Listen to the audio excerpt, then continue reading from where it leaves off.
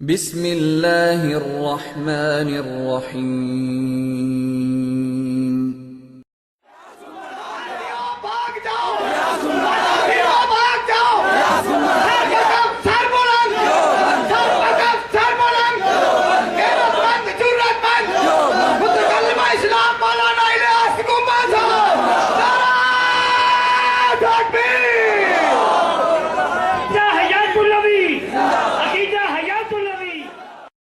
الحمد لله نحمده ونستعينه ونستغفره ونؤمن به ونتوكل عليه ونعوذ بالله من شرور أنفسنا ومن سيئات أعمالنا من يهده الله فلا مضل له ومن يضلل فلا هادي له ونشهد أن لا إله إلا الله وحده لا شريك له ونشهد أن سيدنا ومولانا محمدا عبده ورسوله أما بعد فأعوذ بالله من الشيطان الرجيم بسم الله الرحمن الرحيم محمد رسول الله اللهم صل على محمد وعلى آل محمد كما صليت على إبراهيم وعلى آل إبراهيم إنك حميد مجيد اللهم بارك على محمد وعلى آل محمد كما باركت على إبراهيم وعلى آل إبراهيم إنك حميد مجيد۔ ہر ابتدا سے پہلے ہر انتہا کے بعد، ہر ابتدا سے پہلے ہر انتہا کے بعد ذات نبی بلند ہے ذات خدا کے بعد۔ ہر ابتدا سے پہلے ہر انتہا کے بعد ذات نبی بلند ہے ذات خدا کے بعد۔ دنیا میں جس قدر احترام کے قابل ہیں لوگ، دنیا میں جس قدر احترام کے قابل ہیں لوگ، میں سبھی کو مانتا ہوں مگر مصطفیٰ کے بعد۔ نہ میں کا ذکر نہ پینے کی بات کرتے ہیں، نہ میں کا ذکر نہ پینے کی بات کرتے ہیں، ہم اہل دل ہیں اور مدینے کی بات کرتے ہیں۔ نہ میں کا ذکر نہ پینے کی بات کرتے ہیں، ہم اہل دل ہیں اور مدینے کی بات کرتے ہیں۔ وہ مردہ دل ہیں جو قائل نہیں حیات النبی کے، وہ مردہ دل ہیں جو قائل نہیں حیات النبی کے، ہم زندہ دل ہیں اور جینے کی بات کرتے ہیں۔ معزز علماء کرام، میرے نہایت واجب الاحترام بزرگوں اور مسلک اہل سنت والجماعت سے تعلق رکھنے والے وجود نوجوان دوستوں اور بھائیوں، ہماری آج کی گجرانوالہ شہر کی تاریخی سالانہ سیرت النبی صلی اللہ علیہ وسلم کانفرنس کے موقع پہ مجھے یہاں کے میزبان خصوصاً مولانا ریاض سباتی دامت برکاتہم نے جو عنوان دیا ہے وہ یہ ہے کہ نظریات اہل سنت والجماعت کو پیغمبر کی سیرت کی روشنی میں پیش کرو۔ میں آپ حضرات کی خدمت میں بڑے اختصار اور دلائل کے ساتھ انشاءاللہ مسلک اہل سنت والجماعت رسول اکرم صلی اللہ علیہ وسلم کی سیرت کی روشنی میں پیش کروں گا۔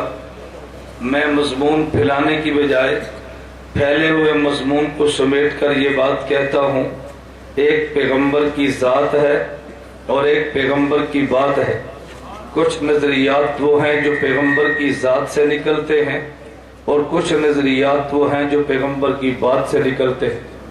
رسول اللہ کی سیرت کا پورا خلاصہ وہ یا پیغمبر کی ذات بنتی ہے یا پیغمبر کی بات بنتی ہے۔ ابھی مجھ سے قبل اسٹیج سیکرٹری صاحب جس طرح حضرت قاسم العلوم والخیرات مولانا محمد قاسم نانوتوی رحمۃ اللہ علیہ کا تذکرہ فرما رہے تھے، میں انشاءاللہ ان دو باتوں کو حجت الاسلام قاسم العلوم والخیرات مولانا قاسم نانوتوی رحمۃ اللہ علیہ کے علوم کی روشنی میں آپ کی خدمت میں پیش کروں گا انشاءاللہ۔ بہت سارے مسائل پہ دلائل آپ سنتے رہتے ہیں، لیکن کبھی آدمی مسئلے کی حقیقت تک نہیں پہنچتا، اس لیے اس کو بسا اوقات دلائل کی بھی سمجھ نہیں آتی۔ میں اس لیے گزارش کر رہا ہوں کہ بڑے اختصار سے میں نظریات سمجھانے کی کوشش کروں گا، اللہ مجھے بات سمجھانے کی توفیق عطا فرمائے۔ نمبر 1 پیغمبر کی ذات اور نمبر 2 پیغمبر کی بات۔ میں نے جو قرآن کی آیت کے 3 لفظ پڑھے ہیں، ان میں ایک لفظ محمد یہ پیغمبر کی ذات ہے، نمبر 2 لفظ رسول یہ پیغمبر کی بات ہے۔ حضرت محمد صلی اللہ علیہ وسلم کی ہم دیوبند والے ذات کو بھی مانتے ہیں، حضرت محمد صلی اللہ علیہ وسلم کی ہم دیوبند والے بات بھی مانتے ہیں۔ ہمارا اہل سنت والجماعت دیوبند کا نظریہ ہے پیغمبر کی ذات بھی جنت والی ہے، پیغمبر کی بات بھی جنت والی ہے۔ ہمارا دیوبند کا نظریہ ہے پیغمبر کی ذات بھی اعلیٰ ہے، پیغمبر کی بات بھی اعلیٰ ہے۔ دیوبند کا نظریہ ہے ہم پیغمبر کی ذات کو بھی پاک مانتے ہیں، پیغمبر کی بات کو بھی پاک مانتے ہیں۔ دیوبند کا نظریہ ہے ہم پیغمبر کی ذات کو معصوم مانتے ہیں، پیغمبر کی بات کو معصوم مانتے ہیں۔ دیوبند کا نظریہ ہے ہم پیغمبر کی ذات کو محفوظ مانتے ہیں، ہم پیغمبر کی بات کو محفوظ مانتے ہیں۔ دیوبند کا نظریہ ہے ہم پیغمبر کی ذات کو زندہ مانتے ہیں، پیغمبر کی بات کو زندہ مانتے ہیں۔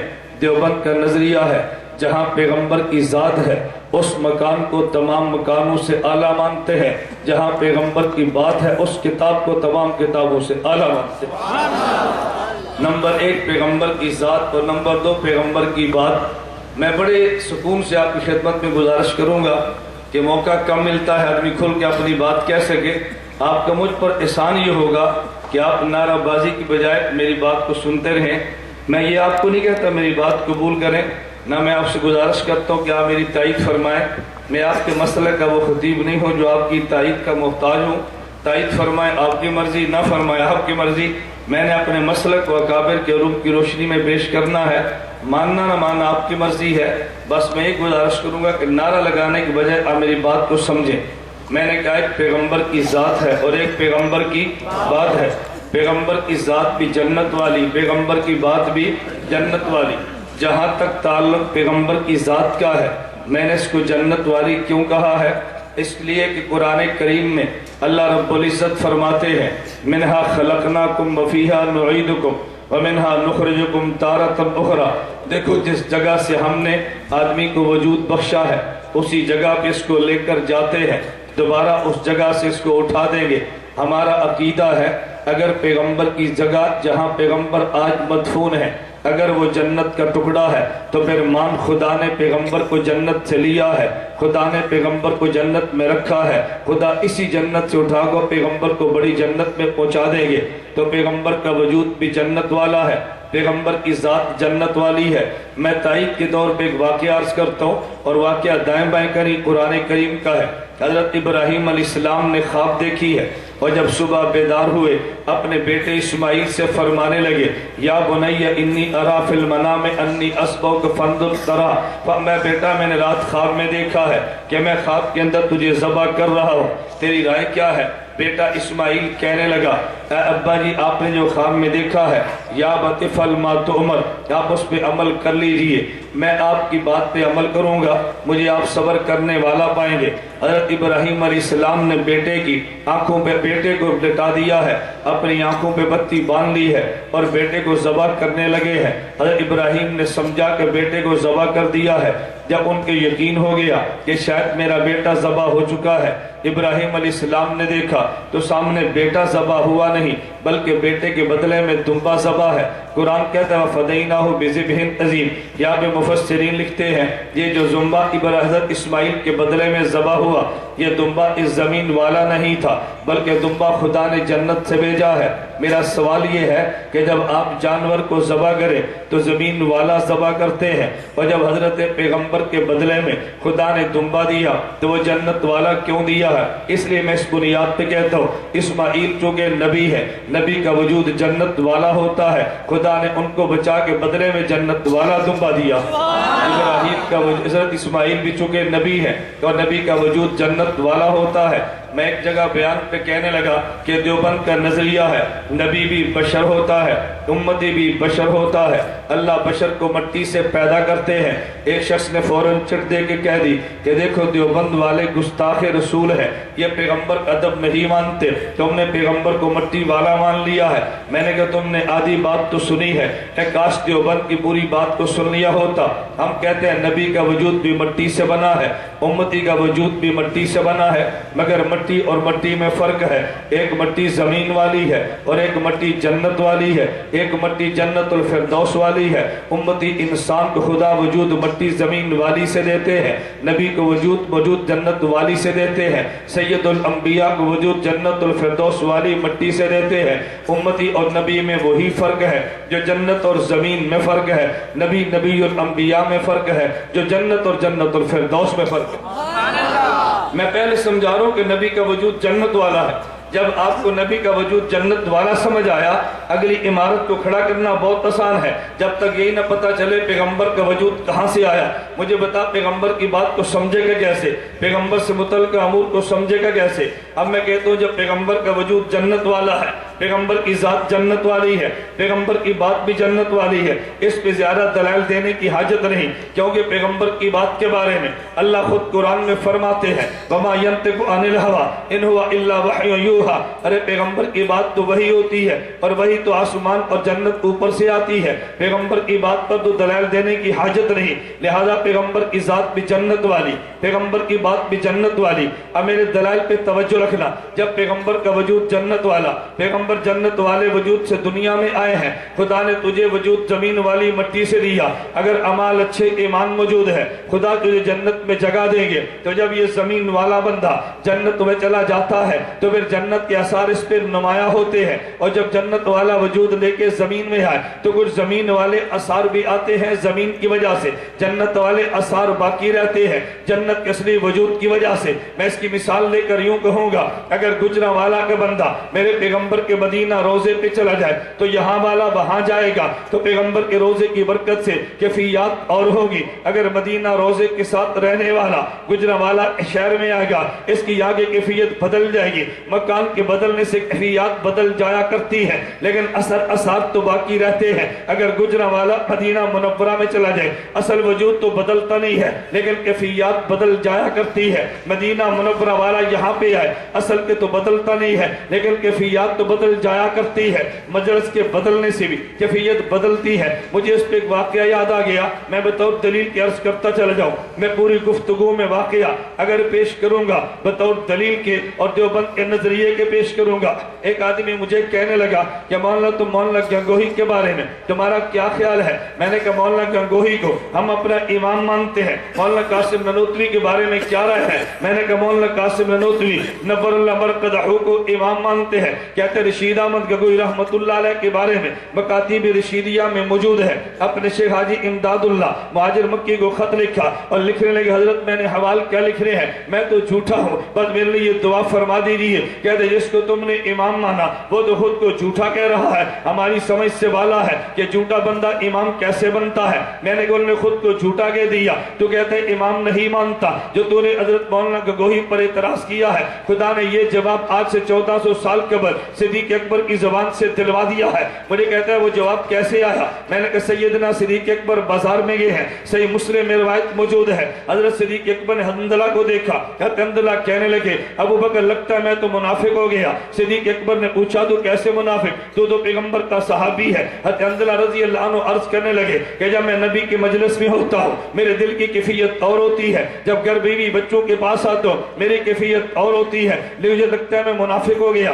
ابو بکر صدیق فرمانے لگے اگر اسی کا نام نفاق ہے, نافق ابو بکر حنظلہ پھر تو صدیق بھی منافق ہو گیا. میں نبی کی مجلس میں ہوتا ہوں میرے ایمان کی کیفیت اور ہوتی ہے, جب میں گھر آتا ہوں ایمان کی کیفیت اور ہوتی ہے. اب جب دونوں میں یہ بات مسئلہ زیر بحث آ گیا, انہوں نے فتویٰ دینے کی بجائے سیدھا نبوت کے دربار میں پہنچے ہیں. اللہ کے نبی سے پوچھا حضور ہمارا شبہ ہے آپ اس کو دور فرما دیجیے. گجرانوالہ کی سنیوں میں آج بھی کہتے ہو اگر تمہیں کوئی شبہ میں مبتلا کرے تو شبہ حل کرنے کی بجائے ان سے جستجو کرو جو شبے کو حل کرتے ہیں. صحابہ کو شبہ پیش آیا, وہ نبی کے در پہ گئے ہیں. جب تجھے شبہ پیش آئے تجھے عالم کے در پہ آنا چاہیے. تو کہتے شبے میں خود حل کروں گا, تو حل کر نہیں سکتا, پھر مسلک کو بدل دیتا ہے. تیرے پاس دلیل نہیں تھی, تجھے مسلک بدلنا تو نہیں چاہیے تھا. اگر اعتراض آ جائے تجھے اعتراض کو دور کرنا چاہیے, مسلک تو بدلنا نہیں چاہیے. کبھی لوگ کہتے ہیں اور جی فلاں نے اعتراض کیا مجھے جواب نہیں ملا. میں نے کہا جو جواب دیتا ہے تجھے جواب تو وہاں سے ملے گا. اگر تجھے اعتراض کا جواب نہ ملا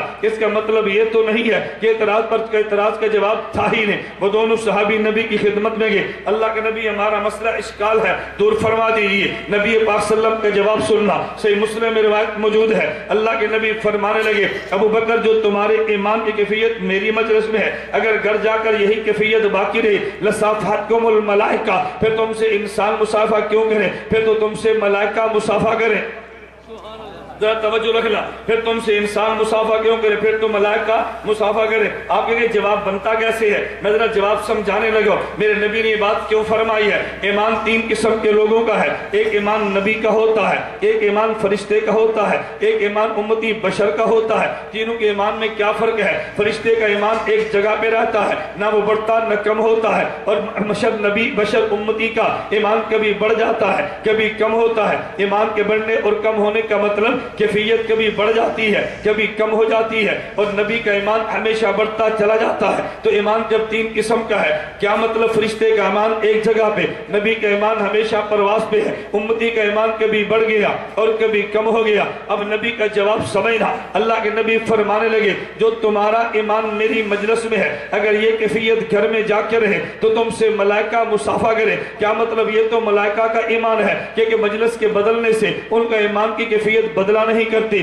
صدیق تم فرشتے تو نہیں ہو, تم تو بشر امتی ہو. میری مجلس میں ہوگے کیفیت اور ہوگی, ادھر جاؤ گے کیفیت اور ہوگی. میں نے کہا تجھے شاید جواب سمجھ نہیں آیا. حضرت گگوئی فرمانا یہ چاہتے ہیں عالم ارواح میں خدا نے پوچھا الست بربکم, کیا میں تمہارا رب نہیں ہوں؟ ہم نے کہا بلا, کیوں نہیں خدایا آپ ہمارے رب ہیں. رب ماننے کا معنی یہ تھا تیری ساری باتوں کو مان لیں گے. دنیا میں آ کر کتنی باتیں نہیں مانتے. مجھے لگتا ہے کہ عالم ارواح میں جھوٹ بول کر تو نہیں آیا ہو. تو حضرت گگوئی نے یہ بات فرمائی جو صدیق اکبر نے بات فرمائی تھی کہ مجلس کے بدلنے سے فرمایا مجھے لگتا ہے میں منافق تو نہیں ہو گیا. تو صدیق اکبر نے کیفیت بدلنے کو نفاق فرما دیا ہے. مولانا گگوئی رحمت اللہ علیہ نے کیفیت بدلنے کو جھوٹ فرما دیا ہے. تو حضرت گگوئی کا جواب بھی بالکل بجا ہے. حضرت مولانا رشید احمد گگوئی کا جواب بجا ہے. سیدنا صدیق اکبر کا جواب بھی بجا ہے. میں بتا یہ رہا تھا کہ مجلس کے بدلنے سے کیفیات تو بدلتی ہے لیکن اثر اثار تو باقی رہتے ہیں. امتی زمین سے بنا ہے لیکن جب جنت میں جائے گا اس پہ جنت کے اثار آ جائیں گے. تو کہے گا جنت کے اثار کیا ہے؟ میں کہوں امتی پہ اثر یہ ہوگا کہ جنت میں جا کسی غذا لطیف بن جائے گی. جہاں امتی دنیا پہ رہتا ہے غذا کسی نظر آتی ہے, جنت میں جائے گا غذا لطیف بن جائے گی. میرا نبی جنت کے وجود والا دنیا میں آیا ہے تو جنت کا اثر یہاں کے لے کر آیا. صحیح بخاری میں روایت موجود ہے حضور نے تسلسل کے روزے رکھے. بعض صحابہ نے ارادہ کیا ہم بھی مسلسل روزے رکھے. اللہ کے نبی فرمانے لگے تم مسلسل کے روزے نہ رکھنا. حضور کیوں نہ رکھے؟ فرمایا ایکم مثلی, تم میں مجھ جیسا کون ہے؟ اس کا مطلب یہ ہے کہ میرا وجود تو جنت والا ہے, تمہارا وجود تو زمین والا ہے. اللہ یطعمنی ویسقینی, مجھے کبھی خدا یوں کھلاتا ہے تمہیں کھانا نظر نہیں آتا لیکن میں کھا چکا ہوں. مجھے کبھی خدا یوں پلاتا ہے کہ تمہیں نظر نہیں آتا لیکن مجھے خدا پلا دیتا ہے. اسے لطیف غذا کہتے ہیں چونکہ نبی کا وجود جنت والا ہے. اللہ کبھی اس کی وجہ سے نبی کو دنیا میں لطیف غذائیں بھی دیا کرتے ہیں. میرا دوست تو جنت میں جائے گا تو جنت کا اثر ظاہر یہ ہوگا کہ تیرے وجود پہ اگر توجہ رکھنا, تیرے وجود کو دیکھ لے, جنت میں جانے کے بعد تیرے وجود میں کبھی بھی بدبو کا تصور بھی نہیں ہوگا. یہ جنت کے ماحول کا اثر ہے. تو میرے پیغمبر کا وجود تو جنت والا ہے. جب نبی جنت سے زمین پر آئے ہیں پیغمبر کے وجود میں بدبو کا تصور بھی نہیں ہے. حتیٰ کہ یہاں تک میں کہتا ہوں پیغمبر کے پسینہ خوشبو والا یہ تو تو نے سنا ہے, میرے پیغمبر کا لعاب خوشبو والا یہ تو نے سنا ہے. میں اس سے بڑھ کے کہتا ہوں دیوبند کا نظریہ ہے میرے پیغمبر کا بول و براز بھی خوشبو والا ہے. ارے میں اس سے بڑھ کر کیا کہوں گا کہ تو جنت میں جائے گا تیرے بدن سے خوشبو اٹھے گی. میرا محمد آمنہ کے پیٹ میں آیا خوشبو آ گئی ہے. نبی جس گلی سے گزرے ہیں خوشبو آ رہی ہے. جس بستر پہ لیٹے ہیں خوشبو آ رہی ہے. پیغمبر کے مبارک پسینہ نکلا خوشبو آ رہی ہے. تو کہے گا پسینے کی ضرورت کیا ہے؟ جنت میں پسینہ ہوتا جو نہیں ہے. میں نے کہا یار تو بات کو سمجھا نہیں ہے. پیغمبر کا وجود جنت والا ہے لیکن چونکہ دنیا کے ماحول میں رہتے ہیں اس ماحول کا تقاضا تقاضا یہ تھا کہ نبی پہ پسینہ آ جاتا، اس ماحول کا اثر یہ تھا پسینہ خوشبودار بن جاتا۔ نبی کا وجود جو کہ جنت والا ہے، میرے دلائل پہ توجہ رکھنا، میرے پیغمبر کی ذات جو کہ جنت والی ہے لیکن رہ دنیا میں رہی ہے تو دنیا کے اثار بھی آئیں گے، جنت کے اثار باقی رہیں گے۔ دنیا کا اثر کیا آیا کہ نبی نے محنت کی ہے، نبی کے وجود پہ پسینہ آ گیا، جنت کے اصلی وجود کا تقاضا یہ تھا اور اصلی پسینہ بھی خوشبو میں بدل جاتا۔ یہی وجہ انس بن مالک کہتے ہیں، فرماتے ہیں میں قسم اٹھا کر کہتا ہوں ما شممت اطیب من عرق محمد صلی اللہ علیہ وسلم، میں نے دنیا میں جتنی خوشبوئیں سونگھی ہے مجھے اپنے محمد کے پسینے سے زیادہ دنیا میں کچھ خوشبو نظر نہیں آئی ہے۔ اس سے بڑھ کے میں کہتا ہوں الخصائص الکبریٰ میں امام سیوطی نے روایت نقل کی ہے، حضرت لیلہ رضی اللہ عنہ ام المؤمنین امی عائشہ کی باندھی ہے، وہ خود فرماتی ہے، انہوں نے کہا یا رسول اللہ آپ بیت الخلاء میں داخل ہوئے، بیت الخلاء سے نکل گئے، اللہ کے نبی میں آپ کے پیچھے بیت الخلاء میں گئی ہو کہ جب نبی بیت الخلاء سے نکلے تو بیت الخلاء کا منظر کیا ہوتا ہے؟ حضرت لیلہ کہتی ہے یا رسول اللہ انی لم ارا شیئا، میں نے بیت الخلاء میں کچھ بھی نہیں دیکھا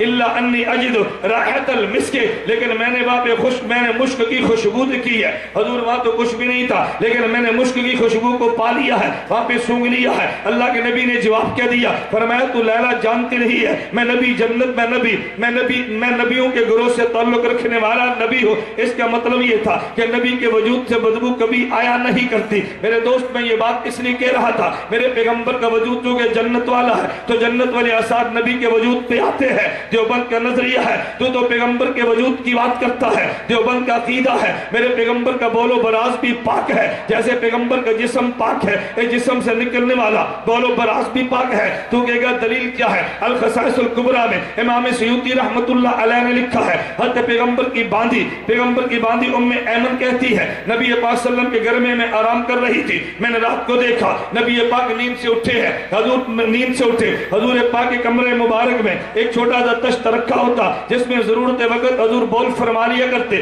نبی پاک اٹھے بول فرمایا، پھر نبی آرام کرنے لگے۔ حضرت ام ایمن کہتی ہے میری رات کو آنکھ کھلی میں اٹھ گئی فَقُمْتُ وَأَنَا عَطْشَانَةٌ، اور مجھے پیاس لگی تھی، فَشَرِبْتُ مَا فِيهَا، اس بول جو بول برتن میں تھا میں نے اس کو پی لیا، فَلَمَّا أَصْبَحَ أَخْبَرْتُهُ، جب صبح ہوئی تو میں نے حضور کی خدمت میں عرض کیا، حضور اپنے بول مبارک فرمایا تھا وہ رات اٹھ کو میں نے پی لیا ہے۔ ذائقہ نبی پاک صلی اللہ علیہ وسلم مسکرا پڑے اور پھر فرمانے لگے اِنَّكِ لَن تَشْتَكِيَ بَعْدَكَ يَوْمٍ إِنَّكِ لَن تَشْتَكِيَ بَعْدَ يَوْمِكَ هَذَا، اے ام ایمن میری بات کو یاد رکھ لے، تیرے پیٹ میں پیغمبر کا بول گیا ہے، اب کبھی تیرے پیٹ کو بیماری لگ نہیں سکتی۔ امام سیوطی باب قائم کرتے ہیں باب الاستشفاء ببول النبی، پیغمبر صلی اللہ علیہ وسلم کے بول سے شفا حاصل کی جا سکتی ہے۔ فقہا فرماتے ہیں شفا نجس چیز سے کبھی نہیں ملتی، یہ جب بھی ملتی ہے پاک چیزوں سے ملتی ہے۔ اسے پتہ یہ چلا پیغمبر کا بول خوشبو والا بھی ہے، پیغمبر کا بول پاک بھی ہے۔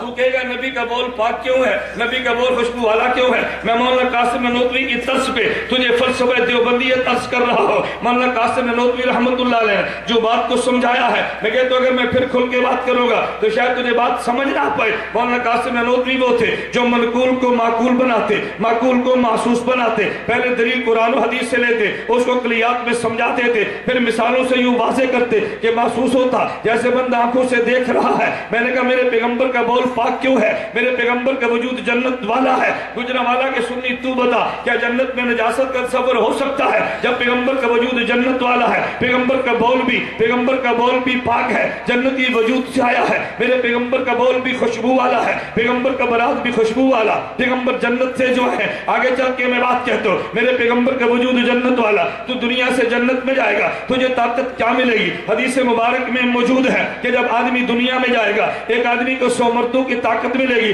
لیکن میرے پیغمبر کا وجود تو ہے ہی جنت والا۔ جب نبی جنت والے وجود سے دنیا میں آئے ہیں، ترمذی الخصائص الکبریٰ دونوں روایتوں کو ملا دے، میرے پیغمبر کے بارے میں لکھا ہے اللہ کے نبی کو خدا جنت کے 40 مردوں کی طاقت دیتے ہیں، جنت کے ایک مرد کو خدا دنیا کے 100 مردوں کی طاقت دیتا ہے۔ میرے نبی کو 4000 مردوں کی طاقت ملتی ہے۔ یہ کیوں ملی ہے؟ میرے کے پیغمبر کا وجود جو جنت والا ہے، تو انہیں وہاں جانا ہے، تجھے 100 انسانوں کی طاقت ملتی ہے۔ میرا پیغمبر جنت کے وجود لے کر آیا. نبی کو یہاں بھی 100 مردوں کی طاقت ملی ہے. میں آگے چل کے گئے تو اگر تو جنت میں جائے گا تم قرآن و حدیث اٹھا کے دیکھ لو, علماء سے پوچھ کے مطالعہ کر لے. جنت میں خدا نے نیند کو نہیں رکھا. تو نے جنت میں جانا ہے, وہ نیند کا تصور نہیں ہے. میرے پیغمبر کا وجود چونکہ جنت والا ہے, نبی دنیا میں آئے ہیں تو چاہیے تو یہ تھا جب نبی کا وجود جنت والا ہے, جنت میں نیند نہیں ہے تو نبی پہ نیند نہ آتی. لیکن پیغمبر پہ نیند آئی ہے. نیند اس لیے آئی کہ نبی دنیا میں جو آئے ہیں, دنیا کے ماحول کا تقاضا یہ تھا, نبی پہ نیند آ جاتی. جنت کے اثر کا تقاضا یہ تھا, پیغمبر پہ نیند نہ آتی. خدا نے دونوں کو یوں جمع کیا ہے کہ جب نبی پاک سو جاتے ہیں, صحیح بخاری میں روایت موجود ہے, نبی پاک سو گئے ہیں, پھر حضور سو کے اٹھے, وطر پڑے اور پیغمبر نے وضو نہیں کیا. امی عائشہ نے پوچھا یا رسول اللہ آپ نے بغیر وضو کے وطر پڑھ لیے؟ حضور وطر تو تب پڑھیں جب وضو تو ہوگا. نبی کریم صلی اللہ علیہ وسلم فرمانے لگے عائشہ کہ عنایت نہ مانے بلا یہ نام قلبی, میں تو نبی ہوں, نبی کی آنکھ سوتی ہے, نبی کا دل جاگتا ہے. تو نے کبھی نکتے پہ غور کیا ہے نبی کا دل کیوں جاگتا ہے؟ اس کی وجہ یہ ہے انسان کو وجود ملتا ہے اور وجود میں جسم بھی ہے, وجود میں دل بھی ہے. ارے دل جسم کے تابع ہوتا ہے, اصل تو دل ہے, باقی وجود اس کے تابع ہے. نبی جو کہ دنیا میں رہتے ہیں, دنیا کے ماحول کا تقاضا یہ تھا نبی پہ نیند آنی چاہیے. پیغمبر کا وجود جنت والا ہے, اس کا تقاضا یہ تھا نبی پہ نیند نہ آتی. خدا نے پیغمبر کو نیند یوں دی ہے, ظاہر پہ نیند رکھ دی ہے, دنیا کے ماحول کے اثر کی وجہ سے دل کو بیدار رکھا ہے, جنتی وجود کی وجہ سے.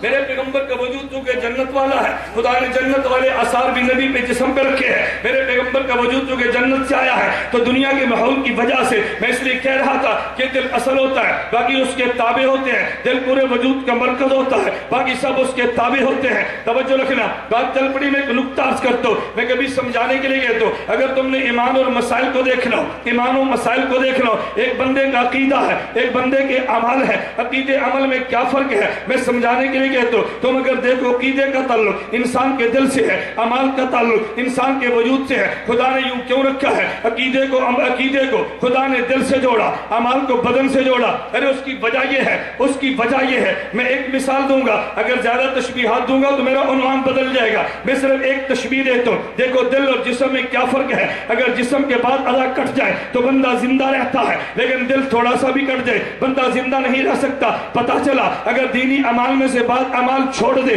تو بندہ مومن رہتا ہے, عقائد میں سے ایک عقیدہ بھی چھوڑ دے تو بندہ مومن نہیں رہتا. عقیدے کو خدا نے دل سے رکھا ہے, عمل کو خدا نے بدن سے رکھا ہے. بدن کے بعد اعضاء کٹ بھی جائے بندہ تب بھی زندہ رہتا ہے, لیکن اگر دل تھوڑا سا کٹ جائے تو بندہ زندہ نہیں رہتا. مسائل میں بات پہ عمل نہ کرے مومن تب بھی رہتا ہے, لیکن عقیدے میں کوئی ایک عقیدہ بھی چھوڑ دے بندہ مومن نہیں رہتا. تو میرے پیغمبر کا وجود تو کہ جنت والا ہے, اس کی وجہ سے پیغمبر کی نیند بدل گئی ہے. پھر میں آگے چل کے کہتا ہوں تیرا وجود دنیا والا, نبی کا وجود جنت والا. گجرانوالہ کے دوستو تم بتاؤ, جب خدا موت کے بعد اللہ پھر حشر کے بعد مجھے تمہیں جنت میں لے جائے گا تو جنت میں جانے کے بعد موت آئے گی؟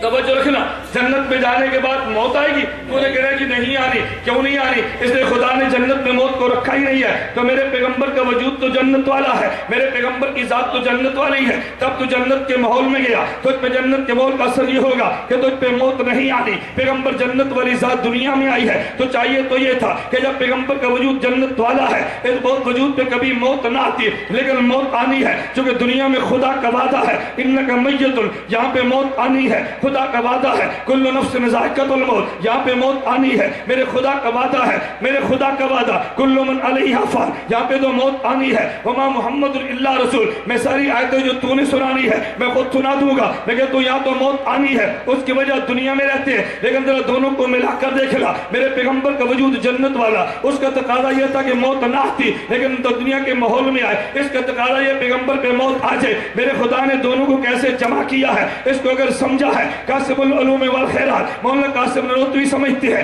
مولانا قاسم نانوتوی رحمت اللہ علیہ فرماتے ہیں کہ دیکھو ایک دنیا کا مسئلہ ہے, ایک جنت کا مسئلہ ہے. خدا نے جنت کی زمین کے اندر حیاتی حیات رکھی ہے اور دنیا کی زمین میں خدا نے موتی موت رکھی ہے. میں قرآنی آیات پڑھتا نہیں, میں اشارے کر دیتا ہوں, تم قرآن کریم اٹھا کے دیکھ لو. خدا نے کئی موقع پر ارشاد فرمایا ہم نے زمین کو مردہ کیا تھا, جب آسمان سے بارش برسائی ہے پھر زمین کو زندہ کر دیا ہے. اگر شہر والے نہ سمجھے تو دیہات والے تو میری بات کو جلدی سمجھیں گے. میں چونکہ دیہات کا رہنے والا دیہاتی ذمہ دار آدمی ہوں, ہم زمین کے مزاجوں کو سمجھتے ہیں. اگر تم 2 سال زمین میں پانی لگاؤ تو زمین بنجر بن جایا کرتی ہے. اس سے پتہ یہ چلا کہ دنیا والی زمین کے اندر موت ہی موت ہے. پانی ملے تو حیات ملتی ہے, اگر پانی نہ ملے حیات کا تصور بھی ختم ہو جاتا ہے. لیکن جنت کے بارے میں کوئی روایت تمہیں نہیں ملے گی.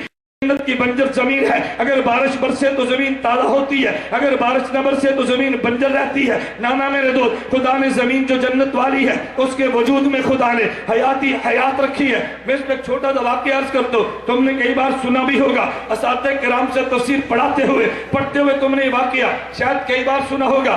حضرت موسیٰ علیہ السلام کے دور میں فرعون بھی ہے, موسیٰ علیہ السلام بھی ہے. موسیٰ علیہ السلام آگے چل دیے, فرعون اپنے گھوڑوں کے ساتھ پیچھے آیا, لاؤ لشکر کے ساتھ آیا. موسیٰ علیہ السلام چلے ہیں. میں لمبا واقعہ عرض نہیں کرتا, لیکن آپ نے سنا ہوگا کہ اس دور میں جو سامری ایک بے ایمان انسان تھا, اس نے ایک چھوٹا سا بچڑا سونے کا بنایا, اور وہ سونے کا بچڑا جو بنایا اس کے منہ میں مٹی ڈالی, جس کی وجہ سے بولنا شروع کر دیا. وہ مٹی کون سی تھی جو سامری نے منہ میں ڈالی ہے اور بچڑے نے بولنا شروع کر دیا؟ مفسرین کہتے ہیں یہ مٹی وہ تھی کہ جبریل امین جس گھوڑے پر آئے, آگے گھوڑے کو لے کے چلے ہیں, بنی اسرائیل کے گھوڑے ان کے پیچھے چلے ہیں. وہ جہاں پہ گھوڑا پاؤں رکھتا, اپنا پنجہ رکھتا, اپنے پاؤں کو رکھتا, اپنے سم کو رکھتا, وہاں زمین میں ہریالی اگ جاتی. وہ دنیا والا گھوڑا تو تھا نہیں, وہ چونکہ جنت والا تھا, جب جنت والا قدم رکھتا ہے ہریالی آ جاتی ہے. اس نے سمجھا کہ جنت والی چونکہ اس کو اثرات آئے ہیں, اس میں حیات ہوگی. اس مٹی کو اٹھا کے اس نے بچھڑے کے منہ میں ڈالا تو بچھڑے میں حیات آ گئی. اس نے بولنا شروع کر دیا. پتا چلا کہ جنت کی زمین میں خدا نے حیات رکھی ہے, اور دنیا والی زمین اور مٹی میں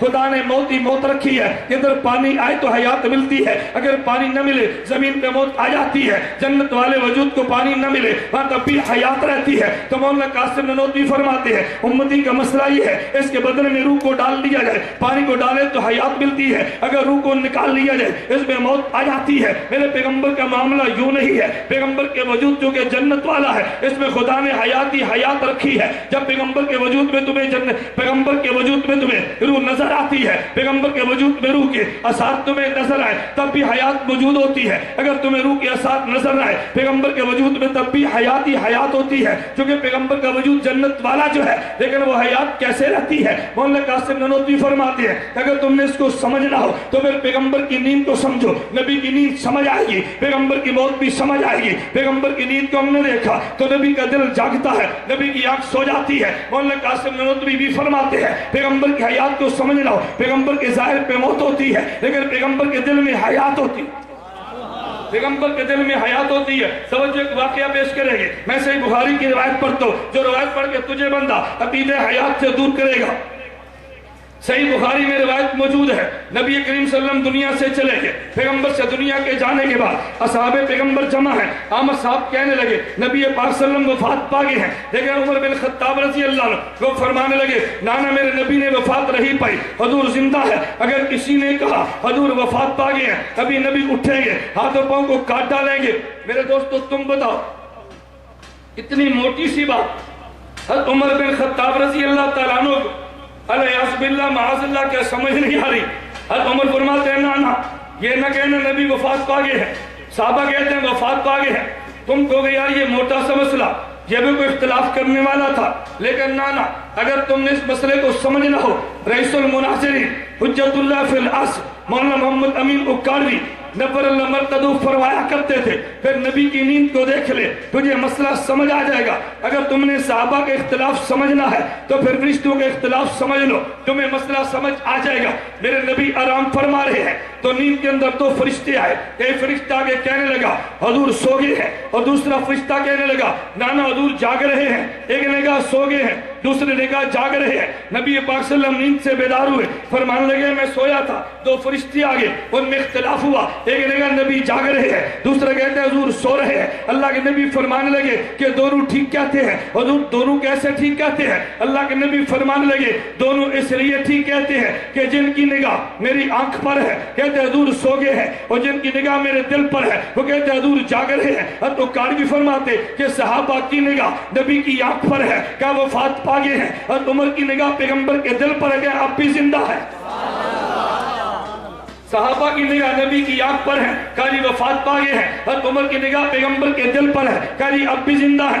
سیدنا ابو بکر صدیق آگے رضی اللہ عنہ، توجہ رکھنا، سیدنا ابو بکر صدیق آگے فرمائے عمر یہ نہ کہنا یہ تو مان پیغمبر پہ موت آ گئی ہے، میں صرف سمجھانے کے لیے کہتا ہوں جی میں کیسے مانوں، مجھے دل میں تو حیات نظر آتی ہے۔ اب صدیق اکبر نے بات سمجھائی ہے، عمر پیغمبر کی نیند کو تو دیکھو، جب نبی کی نیند تم دیکھو گے تو آنکھ پہ تو نیند نظر آتی ہے، لیکن پھر بھی کہتے ہو نبی جاگتا ہے، تو کیوں کہتے ہو؟ نبی کی نیند اتنی ہی ہوتی ہے، آنکھ سو جاتی ہے، دل جاگتا ہے، تو نبی کی موت بھی اتنی ہی ہوتی ہے، ظاہر پہ موت ہوتی ہے، قلب میں حیات ہوتی ہے، ظاہر پہ موت کیوں آئی ہے؟ کل نفس ذائقۃ الموت جو موجود ہے، ظاہر پہ موت کیوں آئی ہے؟ انک میت جو موجود ہے، ظاہر پہ موت کیوں آئی ہے؟ کل نفس ذائقۃ الموت موجود ہے، پیغمبر کے قلب اطہر میں حیات کیوں موجود ہے؟ یہ یاد جنت والی جو ہے،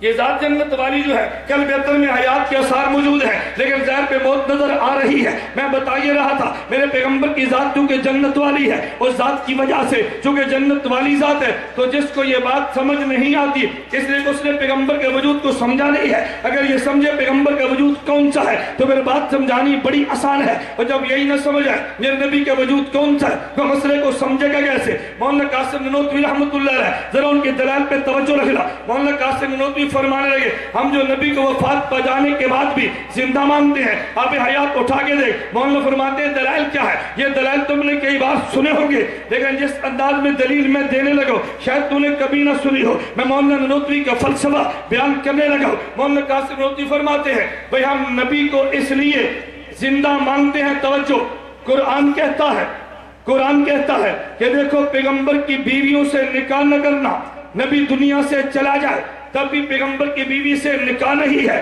تو جب نبی کی بیوی سے نکاح کیوں نہیں؟ اس لیے کہ نبی زندہ ہے اور زندہ کی بیوی بیوہ نہیں بنتی، جب بیوہ بنی نہیں تو نکاح کیسے ہوگا؟ جب بیوہ بنی نہیں تو نکاح ہوگا کیسے؟ کیونکہ نبی کے قلب اطہر میں حیات موجود ہے، پیغمبر کی بیوی ان کے نکاح میں ہے، جب نبی کے نکاح سے نکلی نہیں ہے تو پھر میرا دوست بتا نکاح کیسے ہوگا؟ ایک بندہ مجھے کہنے لگا ذرا دلیل پہ غور کرنا، کہتا اگر اس دلیل کو مان لیا جائے اس دلیل کی وجہ سے پیغمبر کی بیوی سے نکاح جائز نہیں ہے تو پھر شہید بھی تو زندہ ہے، دلیل سمجھے؟ شہید بھی تو، توجہ، شہید بھی تو زندہ ہے، تو پھر شہید کی بیوی سے نکاح نہیں ٹوٹنا، شہید کی بیوی سے بھی نکاح نہیں ہونا چاہیے۔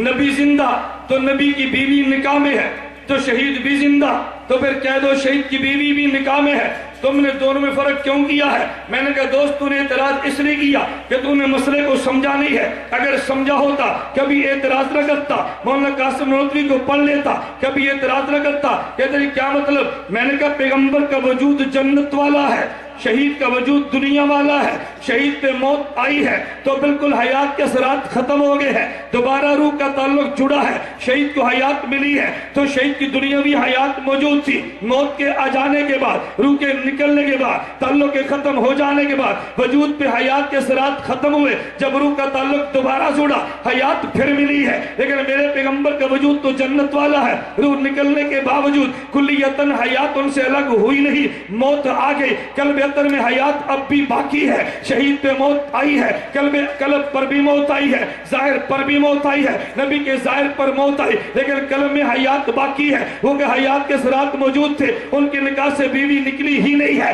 شہید پہ موت آ گئی، حیات کلیتاً ختم ہو گئی، اب اس کے نکاح سے بیوی نکل گئی ہے، شہید کا مسئلہ اور ہے، نبی کا اور ہے، شہید کا مسئلہ اور ہے، نبی کا مسئلہ اور ہے۔ میں کہتا ہوں جو تو نے شبہات پیش کرنے ہیں میں تیرے شبہات کو سارے ختم کر دوں گا، میری بات کو توجہ سے سمجھنا۔ میں نے اس لیے کہا پیغمبر کی بیوی سے نکاح کیوں نہیں؟ کیونکہ نبی کے قلب اطہر میں حیات موجود ہے۔ میں نے کہا پیغمبر کا وجود جنت والا، اسی کا اثر چلتا ہے۔ مولانا قاسم نانوتوی دوسری بات کہتے ہیں، مولانا قاسم نانوتوی رحمت اللہ علیہ فرماتے ہیں، صحیح بخاری میں روایت موجود ہے، حضرت فاطمہ الزہرا رضی اللہ تعالی عنہا ابو بکر صدیق سے عرض کیا میرے والد دنیا سے چلے گئے، یہ باغ فدق تو میرے والد کا تھا، وہ باغ فدق تو مجھے مل جانا چاہیے، میرے والد کے ہونے کا مطلب کیا ہے؟ میں نبی پاک صلی اللہ علیہ وسلم نے غزوہ خیبر کے بعد ازواج مطہرات کے لیے ایک سال کے نفقے کے لیے باغ فدق کو مقرر کر دیا تھا، ان سے نفقہ ان کو ملے گا۔ جس حضرت زہرا یہ سمجھی رضی اللہ عنہ یہ میرے ابو کی چونکہ ملکیت میں ہے، ان کے جانے کے بعد مجھے ملنا چاہیے۔ سیدنا صدیق اکبر فرمانے لگے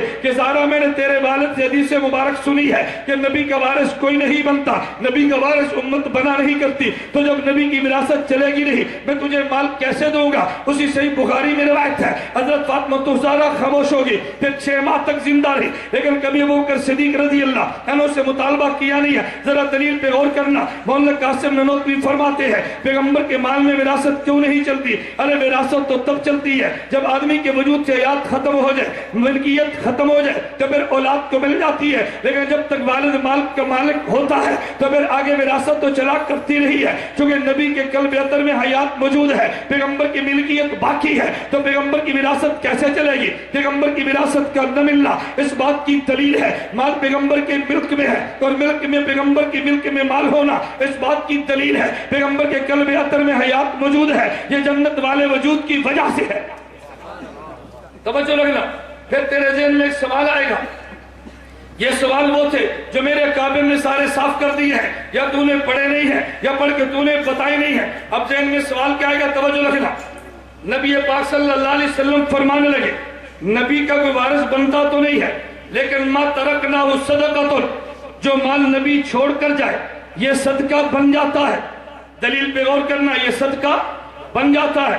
وراثت تو چلا نہیں کرتی لیکن نبی کا مال صدقہ بنتا ہے۔ ارے وراثت تو ملتی ہے رشتہ داروں کو، لیکن صدقہ رشتہ داروں کے لیے تو نہیں ہے، وہ تو کسی کو بھی مل جاتا ہے۔ پورے امت میں نبی کا مال بطور صدقہ تقسیم ہوتا ہے۔ ذرا مولانا قاسم نانوتوی کی دلیل پہ غور کرنا، مولانا قاسم نانوتوی فرماتے ہیں مجھے بتاؤ کہ دنیا میں مال صدقہ کب بنتا ہے؟ صدقہ کرنے والا زندہ ہو یا مردہ؟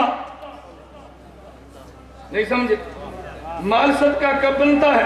کہ صدقہ کرنے والا بوقت تصدق زندہ ہو، تبھی تو صدقہ بنتا ہے۔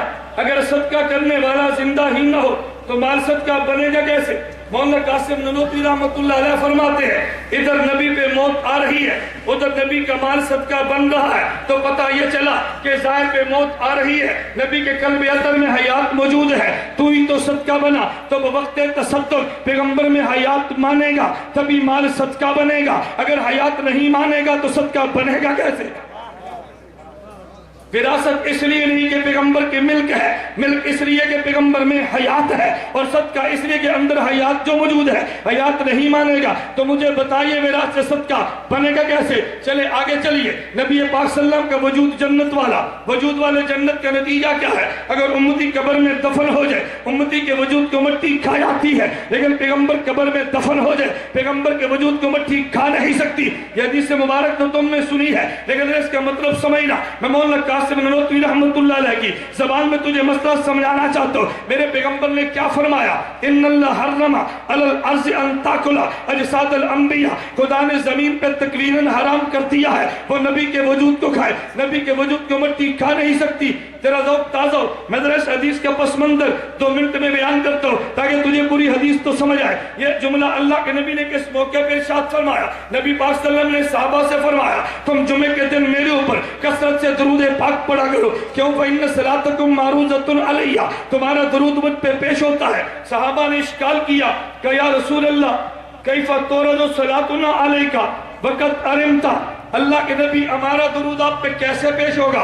آپ کا وجود تو مٹی میں مل جائے گا، درود کیسے پیش ہوگا؟ توجہ رکھنا، جب نبی پاک صلی اللہ علیہ وسلم نے فرمایا تم درود پڑھو تمہارا درود مجھ پہ پیش ہوتا ہے، تو صحابہ نے اشکال کیا کیا؟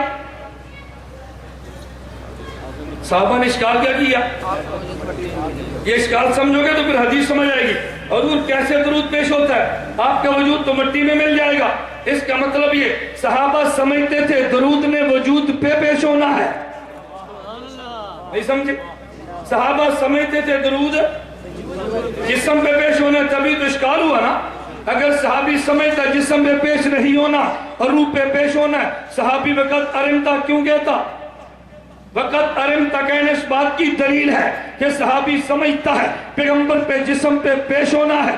آگے سنیں، اگر نبی کا ذہن یہ ہوتا کہ نہیں درود میرے جسم پہ نہیں روح پہ آنا ہے، حضور سمجھاتے تھے میں کب کہتا ہوں میرے جسم پہ پیش ہونا ہے اور درود تو میری روح پہ پیش ہونا ہے، لیکن میری روح کو تو مٹی نہیں کھاتی نا۔ نبی نے جواب یہ نہیں دیا۔ صحابہ کا سوال یہ تھا حضور کیسے درود آپ پہ پیش ہوگا؟ علیکہ علیکہ، کیسے پیش ہوگا؟ آپ تو مٹی میں مل جائیں گے۔ فرمایا نانا ان اللہ حرم علی الارض ان تاکل اجساد الانبیاء، ارے زمین پہ خدا نے میرے وجود کو کھانا حرام کر دیا ہے۔ اس کا مطلب یہ ہے صحابہ کا ذہن بھی یہی تھا کہ پیغمبر کے جسم پہ درود پیش ہوتا ہے، نبی کا ذہن بھی یہ ہے پیغمبر کے جسم پہ پیش ہوتا ہے، دیوبند کا نظریہ بھی یہی ہے صلاۃ و سلام نبی کے جسم پہ پیش ہوتا ہے۔ چلیے جو بات میں سمجھانا جو تو ذرا وہ سمجھے، نبی کے وجود کو قبر میں مٹی نہیں کھاتی۔ میں پوچھتا ہوں کیوں نہیں کھاتی؟ توجہ، اتنی بات تجھے تیرا خطیب بتائے گا کہ نبی کے وجود کو مٹی نہیں کھاتی، لیکن کیوں نہیں کھاتی یہ تجھے خطیب نہیں تیرا وکیل بتائے گا۔ میں مولانا قاسم نانوتوی کا فلسفہ آپ میری پوری گفتگو کو آج نہیں، یہ گھر جا کے دوبارہ سننا، میں نے ہر بات پہ کیوں بے بات کی ہے۔ میں صرف حدیث مبارک کو نہیں پڑھا، میں نے صرف آج کو نہیں پڑھا، میں شاید عقلیات پہ بات کرتا ہوں، یہ کیوں ہے، یہ حدیث کیوں ہے، میں وکالت کرتے ہوئے بات کرتا ہوں۔ میرے نبی نے فرمایا وجود نبی کا مٹی نہیں کھا سکتی، حدیث مبارک میں آ گیا۔ اگر سمجھ نہ آتا ہم تب بھی مان لیتے، لیکن سمجھ آتا ہے اس کی حکمت کیا ہے۔ نبی کی ذات جنت والی، نبی کی ذات اور یہ مٹی زمین والی، ارے زمین والی مٹی زمین کے وجود کو تو کھا جائے، جنت والی مٹی کو کیسے کھائے؟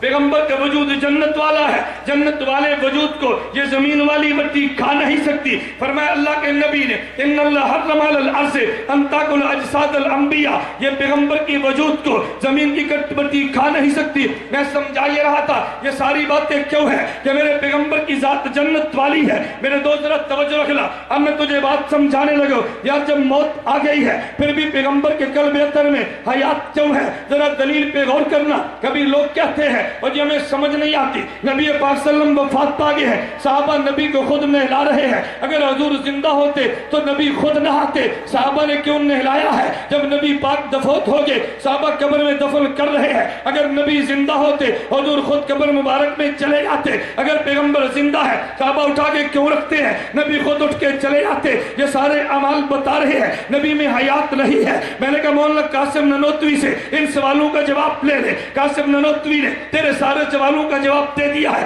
مولانا قاسم نانوتوی فرماتے ہیں میں تمہیں سمجھانے کے لیے کہتا ہوں، فرمایا میں نے حضرت حکیم الامت کا جملہ نقل کیا کہ مولانا قاسم نانوتوی منقول کو معقول بناتے ہیں، پھر معقول کو محسوس بناتے ہیں۔ کیا مطلب؟ قرآن و حدیث کی نقلی دلیل کو عقلیات میں سمجھا کے معقول بناتے ہیں، پھر مثالیں دے کے بطور مشاہدہ کے پیش کرتے ہیں۔ مولانا قاسم نانوتوی رحمۃ اللہ علیہ نے کتنے اچھے انداز میں بات سمجھائی۔ مولانا فرمانے لگے اگر تم نے پیغمبر کے وجود کو سمجھنا تو ذرا مٹی کو بھی دیکھو، توجہ، ذرا پانی کو بھی دیکھو، ذرا آگ کو بھی دیکھو۔ کیا مطلب؟ فرمایا تم پٹرول کو دیکھو تو پٹرول کے اندر خدا نے خاصیت حرارت اور گرمی کی رکھی ہے، نبی کے وجود کو خدا نے کیونکہ جنت والا بنایا ہے تو پٹرول کو تم دیکھو، پٹرول میں خدا نے حرارت اور گرمی رکھی ہے۔ اگر آگ جل رہی ہو تم اس کے اوپر ٹھنڈا پٹرول ڈال دو تو مجھے بتاؤ آگ بجھ جائے گی یا بڑک اٹھے گی؟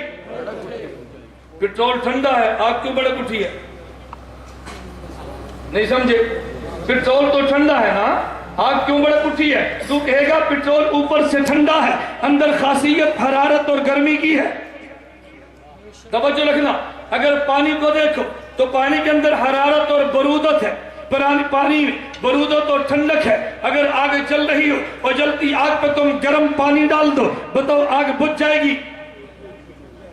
پانی تو گرم ہے تو گرم آپ پہ گرم پانی ڈالا، آگ بڑک جانی چاہیے نا، تو کہتے ہیں بجھ جائے گی۔ بھئی جب گرم آگ پہ گرم پانی گرا ہے تو آگ بجھی کیوں ہے؟ تو کہے گا ظاہری گرمی کی وجہ سے نہیں بلکہ اندر کی خاصیت برودت کی وجہ سے۔ مولانا قاسم نانوتوی فرماتے ہیں جس طرح اگر پٹرول اوپر سے ٹھنڈا بھی ہو آگ پہ تم گرا دو آگ بڑک اٹھتی ہے، اوپر کی گرمی کی وجہ سے، اوپر کی ٹھنڈک کی وجہ سے، اندر کی خاصیت حرارت کی وجہ سے۔ اگر تم بڑکتی آگ پہ گرم پانی ڈال دو گے تو آگ بجھ جائے گی، اوپر کی گرمی کی وجہ سے، اندر کی خاصیت برودت کی وجہ سے۔ پر میں بالکل میرے پیغمبر کا وجود یہ جنت والا ہے اور جنت میں خاصیت بالکل حیات ہی حیات کی ہے، اس میں موت کا تصور بھی نہیں ہے۔ جنت کی مٹی میں موت نہیں ہے، نبی کی مٹی چونکہ جنت والی ہے اگرچہ ہاتھ لگائے گا تو موت سمجھے گا، پیغمبر کو غسل دے گا بظاہر تو موت سمجھے گا، اٹھا کے رکھے گا پیغمبر کو موت سمجھے گا۔ لیکن جس طرح پٹرول اوپر سے ٹھنڈا ہے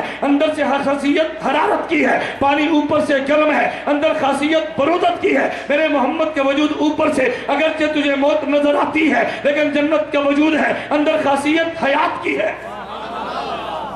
اندر خاصیت حیات کی ہے۔ کیوں؟ میرے نبی کا وجود جنت والا بہت نا، میرے نبی کا وجود جنت والا ہے، میرے نبی کی ذات تو جنت والی ہے۔ میں اس لیے کہہ رہا تھا میرے نبی کی ذات بھی جنت والی، میرے نبی کی بات بھی جنت والی۔ کچھ نظریات وہ ہیں جن کا تعلق میرے پیغمبر کی ذات سے ہے، ارے کچھ نظریات وہ ہیں جن کا تعلق میرے پیغمبر کی بات سے ہے۔ میں تو اپنے عنوان پہ چل رہا ہوں، میں نے پیغمبر کی سیرت کی روشنی میں تجھے عقیدہ دینا ہے۔ میں نے پہلے ذات کو زیر باس لایا جسے محمد کہتے ہیں، اگر بات کو لاؤں گا جسے رسول کہتے ہیں، یہ بات تو لمبی ہے لیکن توجہ رکھنا، میں تجھے ایک بات کی وضاحت کرتا ہوں۔ میرے پیغمبر کی ذات تو کہ جنت والی، ایک شخص مجھے کہنے لگا، ذرا بات پہ غور کرنا، ایک شخص مجھے کہنے لگا، مسئلہ پوچھا، وہ جو شخص پیغمبر کی قبر میں حیات نہیں مانتا، توجہ رکھنا، اس کا حکم کیا ہے؟ میں نے کہا میں نہیں کہتا، صرف میری بات کو سمجھنا، میں تمہیں دلیل کیسے دیتا ہوں، تیرے دماغ میں بات اترتی کیسے ہے۔ میں نے کہا مولانا یوسف لدھیانوی شہید رحمت اللہ علیہ وہ تو متعصب نہیں تھے، نہیں جی بڑے نرم تھے۔ میں نے کہا متشدد تو نہیں تھے، نہیں جی بڑے معتدل تھے۔ میں نے کہا مولانا یوسف لدھیانوی شہید رحمت اللہ علیہ نے 4 باتیں فرمائے، آپ کے مسائل ان کا حل، جلد نمبر 10 صفحہ نمبر 519 میں، جو میرے نبی کی قبر میں حیات کو نہیں مانتا، نمبر 1 گمراہ ہے، نمبر 2 اس کے پیچھے نماز نہیں ہوتی، نمبر 2 سے 3 تعلقات ناجائز ہیں، نمبر 4 اس کی تقریر سننا گناہ ہے۔ کتنی باتیں؟ یہ باتیں تم نے سنی ہے، میں نے یہ نہیں سنانی، جو تم نے نہیں سنی میں نے وہ سمجھا دی ہے۔ جو بات آپ نے سنی ہے میں وہ نہیں سنا رہا، میں سمجھانا چاہتا ہوں۔ کتنی باتیں فرمائیں؟ بولنا کتنی باتیں؟ نمبر 1 گمراہ ہے، نمبر 2 اس کے پیچھے نماز، نمبر 3 اس سے تعلقات بولنا، نمبر 4 اسی تقریر سننا۔ مجھے ایک بندہ کہنے لگا ان کی تقریر سننے میں کیا حرج ہے، اگر توحید بیان کرے تو پھر سن لینی چاہیے، توجہ، درس قرآن دے تو پھر سن لینی چاہیے۔ میں نے کہا ایک سوال میں بھی کرتا ہوں، کوئی مرزائی قادیانی تمہیں کہے یہ سیرت النبی کے سالانہ جلسے پہ میں ہوں تو مرزائی، آج مرزائیت کی بات نہیں کروں گا، صرف قرآن پڑھوں گا، تلاوت کروں گا، سن لو گے؟ کیوں بولنا؟ کیوں؟ قرآن پڑھ رہے ہیں نا، سن لو گے؟ بولتے نہیں۔ ایک بندہ کہتا ہے بھی دیکھو میں رافضی ہوں، تم مجھے مسلمان نہیں سمجھتے، لیکن آج مجھے موقع دو، میں رافضی رہتے ہوئے بھی آج صحابہ کی مدح کروں گا، تم سن لو گے؟ آپ نے کیوں نہیں سننا؟ توجہ، تم نے قادیانی سے کہنا ہے پہلے پیغمبر کی ذات کو مان لے پھر پیغمبر کی بات سنیں گے۔ تو نے اس سے بھی کہنا ہے پہلے پیغمبر کے صحابہ کی ذات کو مان لے پھر صحابہ کی بات سنیں گے۔ تو مولانا یوسف لدھیانوی بھی یہ بات کہتے ہیں اس کی تقریر سننا کیوں ناجائز ہے؟ پہلے پیغمبر کی ذات کا مسئلہ ہے پھر پیغمبر کی بات کا مسئلہ ہے، تو ذات پیغمبر نہ مانے ہم تو اس سے بات سنتے ہی نہیں ہیں۔ پہلے ذات کی بات کر پھر بات کی بات کرنا نا، کہتا نہیں ذات کو چھوڑو مجھ سے بات سنو۔ میں نے کہا میرے کعبے نے جذبات پہ فتویٰ نہیں دیا، تو نے کبھی فتوے کو سمجھا نہیں ہے، غلط انداز پہ نقل کر دیا ہے۔ میں بات یہ کہہ رہا تھا، میری پوری گفتگو کا خلاصہ میں نے کہا میرے پیغمبر کی ذات جنت والی ہے، میرے پیغمبر کی بات جنت والی ہے۔ میں ذات پیغمبر پہ نظریات دے رہا تھا، ذرا توجہ رکھنا، میں تجھے آخری بات کہنے لگا۔ میں نے کہا میرے پیغمبر کی ذات جس جگہ پہ موجود ہے وہ جگہ تمام جگہوں سے اعلیٰ ہے، جہاں میرے پیغمبر کی بات ہے وہ کتاب تمام کتابوں سے اعلیٰ ہے۔ میں نے بات کو چھوڑ دیا ہے، کسی مرحلے پہ پھر سے میں پیغمبر کی ذات کے بارے میں کہتا ہوں، میرے نبی جہاں پر مدفون ہے، میرے پیغمبر کا روضہ جو جنت کا ٹکڑا ہے، میرے پیغمبر کی قبر مبارک جہاں پیغمبر کا قبر مبارک جو جنت سے اعلیٰ جنت ہے، میں نے کہا وہ قبر مبارک کی مٹی کے ذرے جو میرے پیغمبر کے وجود سے ملے ہیں، دیوبند کا نظریہ ہے وہ کعبہ سے بھی اعلیٰ ہے، وہ خدا کے عرش سے بھی اعلیٰ ہے، وہ کعبہ سے بھی اعلیٰ، خدا کے عرش سے بھی۔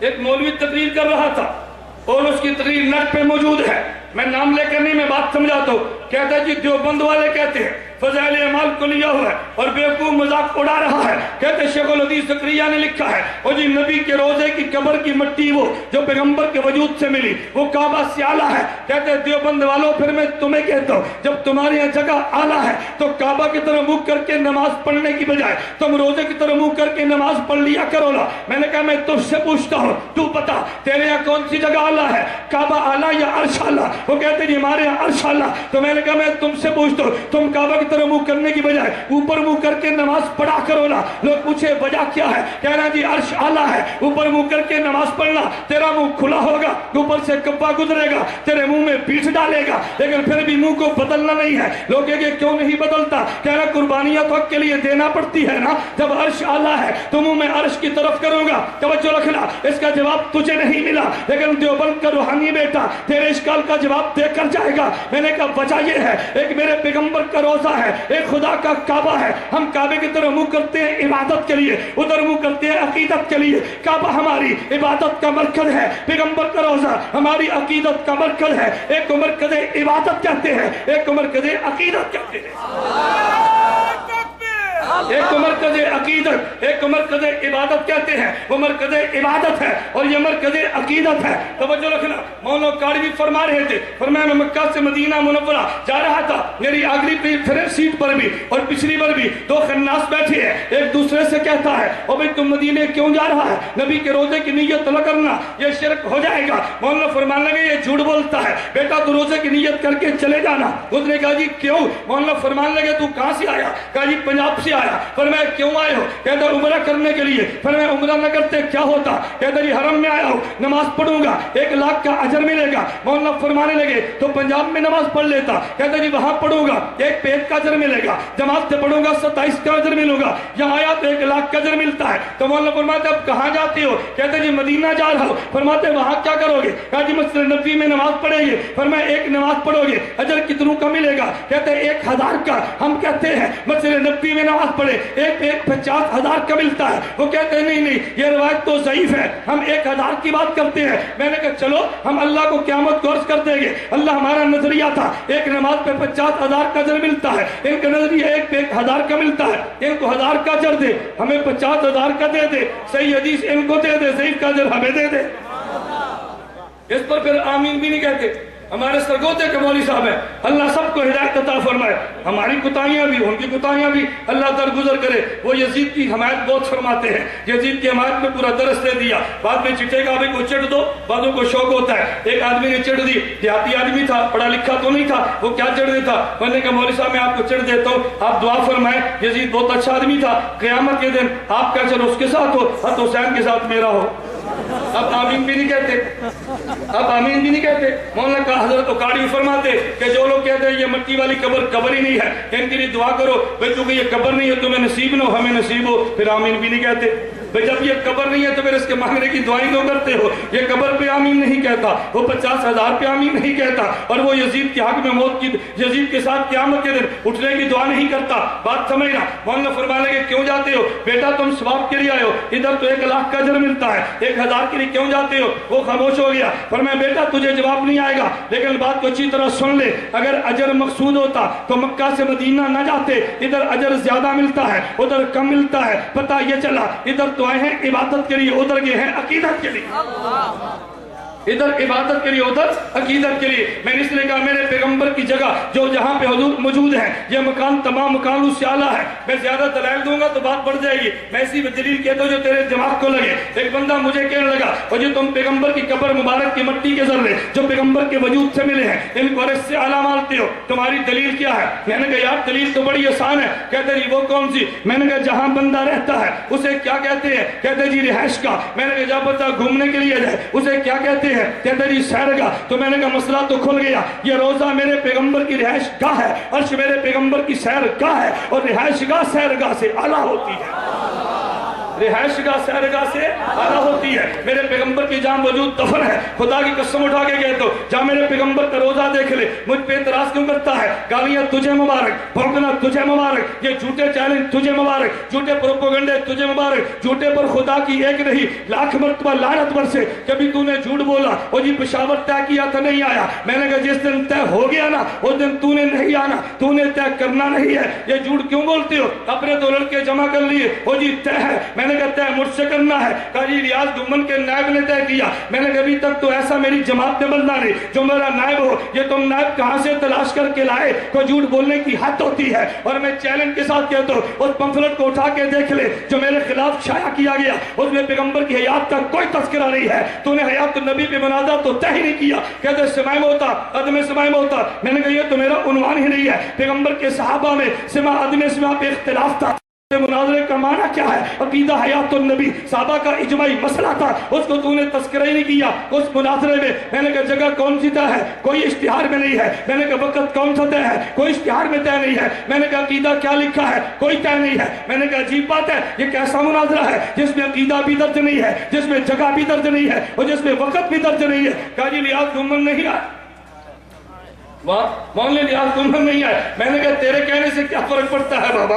اللہ نے بات سمجھنے کی توفیق عطا فرمائے. میں تم سے نہ ڈرتا ہوں نہ تم سے جھجکتا ہوں. جب طے ہوگا تو ہوگا. میں کچھ آج اس کے لیے کھڑا نہیں تھا جو میرا عنوان تھا میں اس پہ چل رہا تھا. میں نے کہا میرے پیغمبر کی ذات بھی اعلیٰ، میرے پیغمبر کی بات بھی اعلیٰ. جہاں پیغمبر مدفون ہے یہ میرے پیغمبر کا روزہ ہے اور جنت کا ٹکڑا ہے. اللہ ہم سب کو سمجھ عطا فرمائے. ہمارے سرگودے کے مولوی صاحب تھے سٹیج پہ بیان فرما رہے تھے اور بیان میں فرمانے لگے مجھے سن کر بھی شرم آتی ہے یار کیسے دلیل دیتے ہیں. کہتے ہیں نانا ہم پیغمبر کے روزے کو جنت نہیں مانتے. علیہ باللہ. کہا بھی دلیل کیا ہے؟ کہتے ہیں بخاری میں روایت موجود ہے جب نبی آئے مسجد نبی تعمیر کی ہے یا اس کو کھودا گیا مشرک کی ہڈیاں موجود تھی بعد میں مسجد نبی بنی پیغمبر کا حجرہ بنا وہی پیغمبر کی قبر بنی ہے. اگر یہ جنت کا ٹکڑا ہوتا تو بتاؤ یہاں پیغمبر مشرک کی ہڈیاں کیا ہوتی؟ بھلا مشرک بھی جنت میں جا سکتا ہے؟ میں نے کہا مجھے تو بتا کہ جب اللہ نے حضرت آدم علیہ السلام کے بارے میں ملائکہ کا سجدہ کرو وہ کہاں پر تھے؟ کہا جی جنت میں نے کہا سب نے سجدہ کیا ابلیس نے نہیں کیا. کہتے جی نہیں کیا. میں نے کہا ابلیس کہاں پر تھا؟ کہا جی جنت میں. میں نے کہا قرآن کہتے ابا انکار کیا اور وہ واستکبر تکبر کیا فکان من الکافرین کافر ہو گیا. میں نے کہا جب کافر ہوا تو کہاں تھا؟ کہا جی جنت میں تھا. تو میں نے کہا تو کہتے جنت میں کافر جا نہیں سکتا وہ ابلیس تو جنت میں تھا. کہتے جی خدا نے توجہ کہتے خدا نے اس کو نکال نہیں دیا تھا. میں نے کہا جو مشرک کی ہڈیاں تھی کیا پیغمبر نے نکال نہیں دیا تھا؟ نبی نے نکال نہیں دیا تھا. وہاں خدا نے ابلیس کو رہنے دیا یا نبی نے مشرک کی ہڈیوں کو رہنے دیا. وہ بھی جنت ہے یہ بھی جنت ہے.